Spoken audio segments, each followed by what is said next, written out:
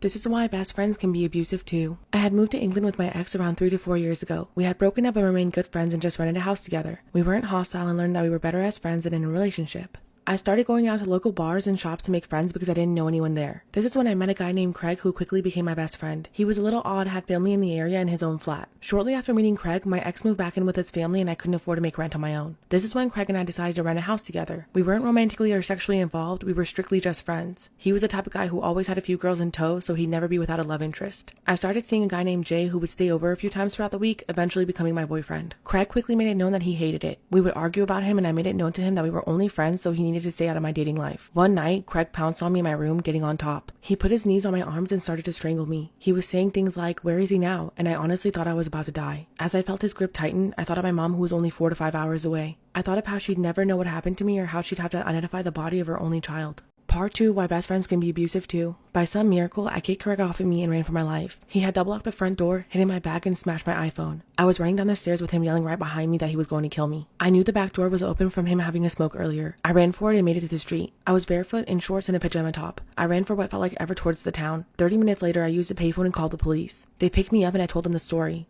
They took me to the station and took photos of my neck that had bruising along with my head that was bleeding from when he smashed me into the kitchen wall earlier. I sat in the patrol car as I went inside of my house to pick him up. They found him in the streets looking for me. They arrested him and put him in a cell overnight while dropping me off to gather my things. I was terrified he'd be released and come back at any moment, so I grabbed just a few of my things in a rush. I didn't have my phone or any money. I drove to a patrol station bleeding from my head with no shoes and bruised up. I broke down using their phone to call my mom. She was annoyed that I had woken her up at first, but once I explained what happened, she sent me $200 to fill up my tank and get something to drink to calm down. Then I drove to my parents' house. Craig got out in the morning and it was his word against mine. I blocked him on everything and changed my number, cutting off all contact. I sometimes still get flashbacks of that night. I've been living with my roomies Ashley and Bree for the last year. We have a 3-bedroom, 2-bathroom apartment and each pay $1,300 a month because we live in a pretty expensive area. Prior to moving in, we all used a room randomizer to pick who would choose rooms first. I got first pick and chose the largest room. I'm really neat and organized while my roommates aren't, so I wanted to have my own bathroom. Ashley got the medium-sized room and Bree got the smallest. Ashley and I are both full-time college students, so our parents help by paying our rent. Bree was full-time but is taking a break over summer and fall, so she's paying her own rent. With this new development, Bree is demanding that my family pay more money since I have the largest room. We've always paid even amounts, so this was random. I offered to switch rooms with Bree, but she refused and no one wants to pay the amount that she's demanding. There's no way to get out of our lease, which makes me feel like Bree is extorting my family. I think this idea of paying more comes from recent discussions about money because I've been planning my 21st birthday party and wanted to go all out, which is something I never do.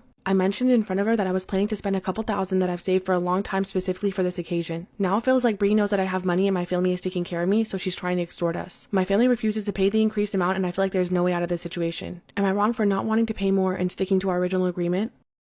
Crime Fanatic Friday, the 300-pound cannibal. On the morning of February 6, 1996, a young 10-year-old boy named Zachary Ramsey left his home in Great Falls, Montana for his walk to school. However, he never made it. 25 years later, rumors and theories have surrounded his disappearance, but the most common is that Zachary Ramsey met a brutal end at the hands of a cannibal. A man named Nathaniel Bar-Jonah was walking alongside the road near a school as a detective passed by. The detective noticed Bar-Jonah and realized that this man was impersonating a police officer by his blue nylon jacket and fake badge. When looking into Bar-Jonah's background, there was an evident thirst for blood. It started when he lured his 5-year-old neighbor to his home and tried to strangle her. He was only 7 years old at the time. When he was 12, he sexually assaulted a 6-year-old. A few years later, he tried to lure 2 boys to a nearby cemetery. Luckily, one of them had a bad feeling about it and convinced the other to leave. Bar-Jonah later stated that he was planning on killing the pair. At 18 years old, Bar-Jonah abducted and assaulted another young boy, proceeding to strangle him. A witness had seen the abduction take place and called the police. The boy was found near the point of death in his car. Bar-Jonah was only sentenced to a year's probation. While on parole, he abducted and assaulted a 9-year-old girl, throwing her out of his vehicle. This never got back to his parole officer and his tirade didn't stop there. Crime Fanatic Friday Part 2, the 300-pound cannibal. In 1976, Nathaniel Bar-Jonah was released from parole. In 1977, he abducted 2 boys from a movie theater, taking them to a secluded area and assaulting them. He tried to strangle one of the boys, driving off when he believed he succeeded. By a miracle, the boy survived and went to get help, leading to Bar-Jonah's arrest. This time, he was set to serve 18 to 20 years. He was sent to a state hospital for treatment. At the hospital, he talked about his fantasies about abducting, murdering, and cannibalizing children. However, a judge released him because apparently the state didn't prove Bar-Jonah to be dangerous. In 1996, Zachary Ramsey disappeared. There were reports of witnesses seeing an obese adult male following him, along with reports of Ramsey heading into an alleyway in a 4-door car running him over. Despite this, the case went cold. It's largely believed that Bar-Jonah was his killer. In the following years, Bar-Jonah continued to abduct and assault young boys in his apartment. He would also cook food for his neighbors, which had strange meat in it. When he was arrested in 1999, a search of his home was completed. Police found pictures of children, journals written in code, and a human bone. He also had a list with the names of his victims, and one of the names was Ramsey's. His diary included instructions on how to cook and eat children. He was sentenced to 130 years in prison and died in 2008 at the age of 51.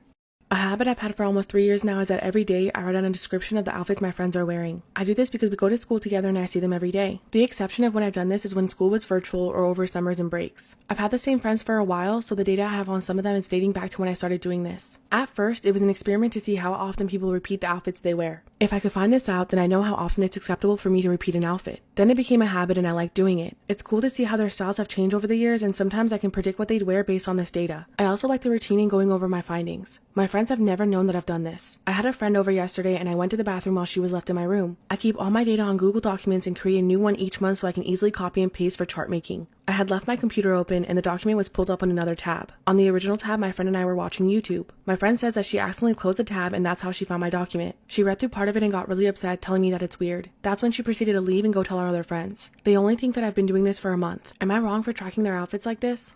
Part 2 of how my friends found out I've been documenting their outfits for 3 years. I asked my friends if I could talk to them, and over the weekend when we were all free, we talked over FaceTime. I explained to them why I started keeping track of their outfits, how long I've done it for, and why I kept doing it. I told them that I was sorry for not telling them and I didn't realize it would make them upset. I told them I'd delete the information if they like and I'll stop doing it if they want me to. 2 of my close friends on the call said that they understood what I was doing better now. They said they didn't really mind that I was recording their outfits, but they would have liked to know first. I promised to run it by them if I do something I think might bother them in the future. They asked for me to show them my data, which I did, and they asked me to send them a copy because they said they honestly found it interesting. My other friend, the one who originally found the data, said that she was a little creeped out by it, but thanked me for explaining. She apologized for reacting so strongly without giving me a chance to explain, and I told her that it's fine and I don't blame her. We're all back to getting along now. My friends are great people. They're a little weird too, which is why we make such great friends. I love them and I'm glad they're so understanding. Lastly, for the people who asked if I have OCD, I'm not sure and I won't be able to get tested until I'm an adult because it's not something my parents would approve of.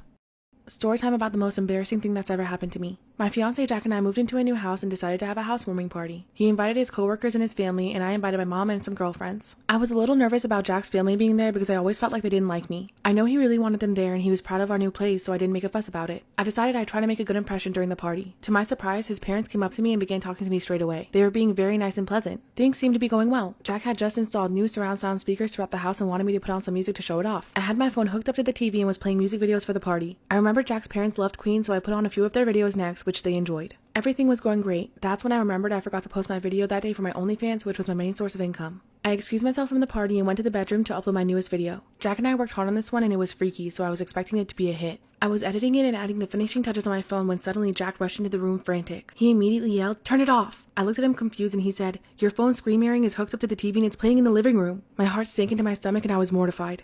Part 2 of the most embarrassing thing that's ever happened to me. I forgot my phone was connected via screen mirroring to the TV and surround sound speakers. The whole party just saw my newest OnlyFans video starring Jack and I, including his coworkers, my mom, and his parents who already didn't like me. I was so embarrassed I couldn't even speak. My face was as white as a ghost and I honestly wanted to be anywhere in the world but there. No one knew about my inside me. I knew Jack's I'm leaving up, can someone help me? I locked myself in the bathroom to I'm sorry for what I said when I was down. Is it too late now to break free? It's in the morning that you find some peace. It's in the small mistakes Jack told me later that his coworkers commented on that you find your way to live. It's in the morning breeze.